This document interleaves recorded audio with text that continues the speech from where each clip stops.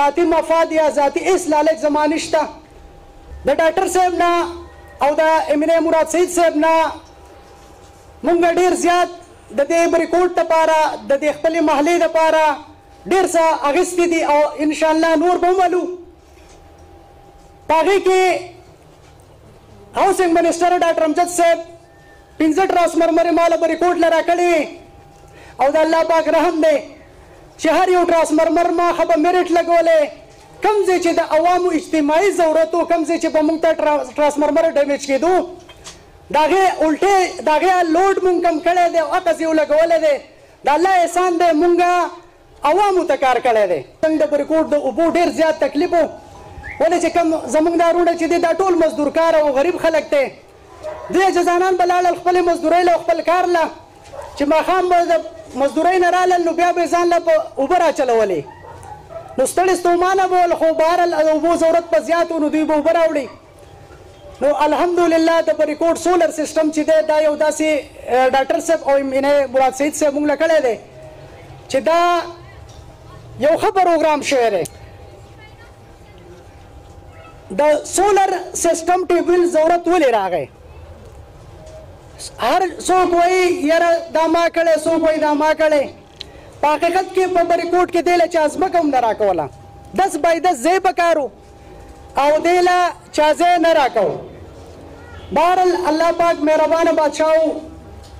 سولر سیسټم موږ د دې زوړ ټیبل سره کوو خو د کلي یو مشر راغی او ما ته ټلیفون وکړو حسینه په دې ځای تو سولر سیسټم کې نو دا خو زمونږ مقبره ده مهرباني وکړه دا سولر سیسټم بل ځای وکړه هغه ته ما دومره راځه زه درپسې درځم ما ډېر زیات قایل کو چې دې خلکو ته تکلیف دی بهرحال هغه خفه کېدو ما ټیک ته چې دغلته به نه کوو د الله رحم دی چې کله ټیم راغی هاوسنګ منسټر صاحب ورته پڼ ویستی و ډاکټر امجد صاحب ورته پڼ ریلیز کو او چې موږ ول ځای بیا کتو نو دا 3 ځایونه ما منتخب کړو 3 ځایونه ما کتلي وو چې په هغې کې د دې کلي د دې محلې د مشرانو ما تپوس کړی و چې هغوی وی دا ځای په سوکړه کې هم دلته اوبه نه دي کمې شوي دا ځای به مناسب وي کوم ځای چې اوس سولر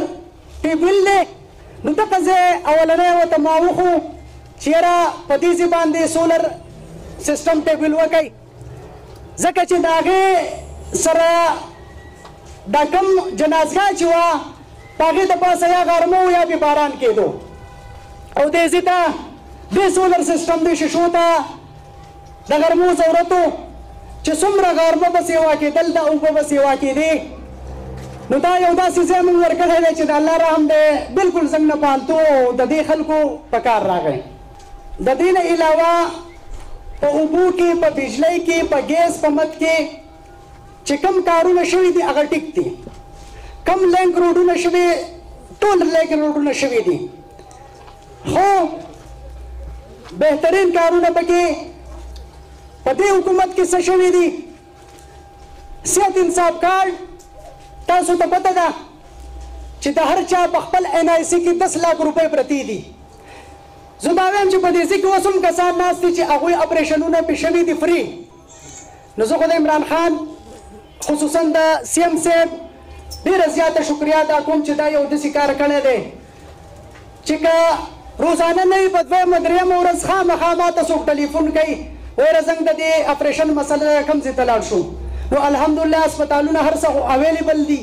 خو بهرحال چې کوم چاته پته نه یا څه دغه اویرنس ورته مونږ کوو.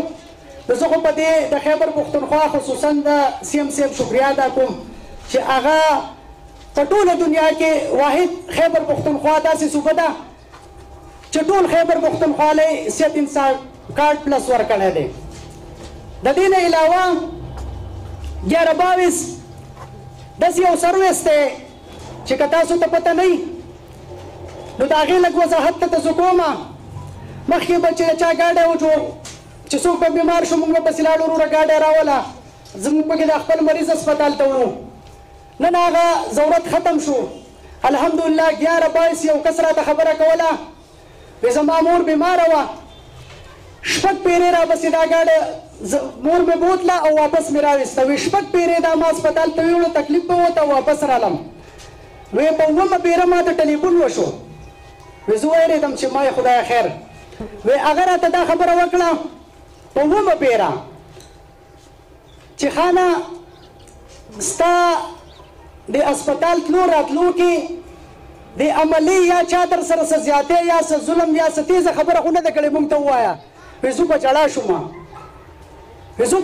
شوم ما وایي چې ښه لکه 6 پیرې لاړم رالم په 9مې ورته بیا ټلیفون وکړو. نو هغوی ما ته دا خبره وکړه چې یاره تا ته چا څه په سخته خبره خو نه ده کړې. نو نن 11-22 تاسو ټول مالې یا ټول به ریکورډ زه وایم ټول سواد ته دا اویلیبل دی چې کوم ځم څه حادثه یا څه بیماري نو انشاءالله 1122 میلاوای تاسو ته به حاضر وي. نو د دې نه غټ کارونه څه کېدی شي چې دا PDM چې دا کمې خبرې کوي نن بیا راوتې دي وایي یاره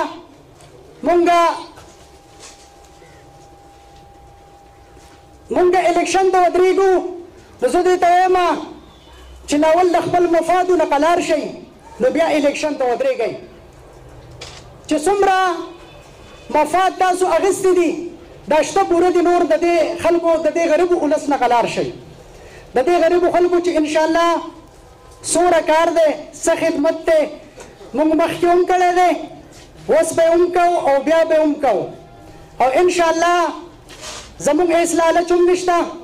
که د دې خلکو